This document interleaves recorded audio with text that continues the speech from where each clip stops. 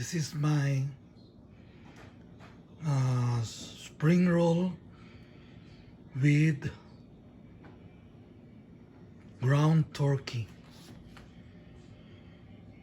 I finish pack it,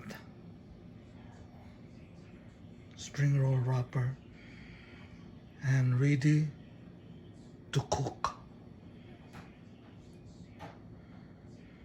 I will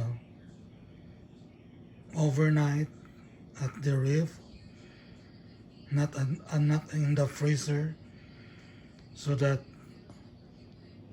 tomorrow it will be crunchy, very crunchy. This is my spring roll with ground turkey.